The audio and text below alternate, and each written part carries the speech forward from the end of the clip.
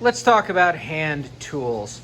Hand tools are the small tools that you're going to use and you don't plug in. They're oftentimes used for cutting, for prying, for digging. Here we see some examples of the hand tools that cause the most injuries in this class, but they are super useful, and those would be the chisels. You can also see on the left side some paint scrapers.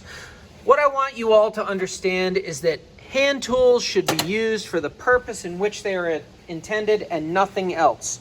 If you need to use channel lock pliers, then you use channel locks. You don't simply grab needle nose.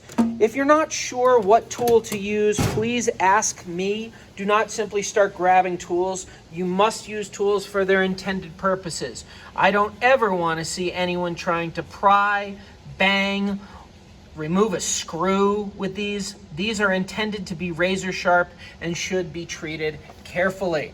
Now, all the cutting tools are in a sharpened or ready to use condition when you find them.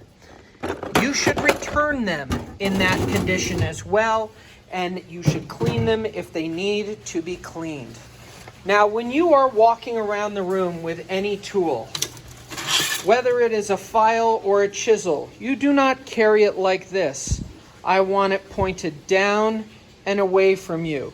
That way, if you fall, you can simply drop it, pick it up later, and you're not going to accidentally hit anyone with it. Down and away from you, please. Make sure to return all of the tools to exactly where they belong, and I have my drawers conveniently labeled for what needs to be where.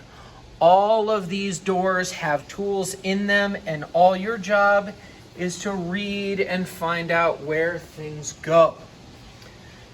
Now, as you come over here to the tools area, please remember that if you are working on something where there is even the slightest chance that something could fall, hit, cut, you have to clamp your work down with a vise or clamps.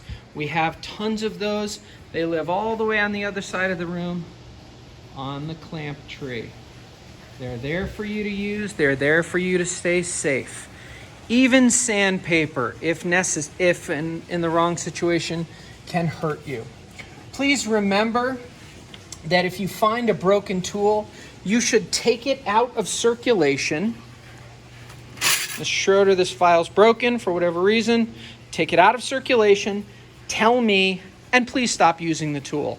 A broken or dull tool is a tool that can hurt you. Don't be putting random stuff back there. Not sure who did this. I'll clean this up after this video, but make sure everything goes back to where it is encountered. Use the tools as they're intended. If you need to file something, use a file. Use the flat side for a flat application, round side for a round application. Don't just mix it up. I don't want to see you trying to pull nails out of boards with needle nose pliers or paint scraper, wrong drawer again, or these channel locks. I need you to use the right tool. You're going to use a hammer for that. Now, as we look around here, I'm going to ask you to make sure that you return the tools exactly where they've gone. I know you've heard me say that a couple times, but it absolutely, positively needs to be done, because without organization, it doesn't work, and you guys are not going to get to use the tools.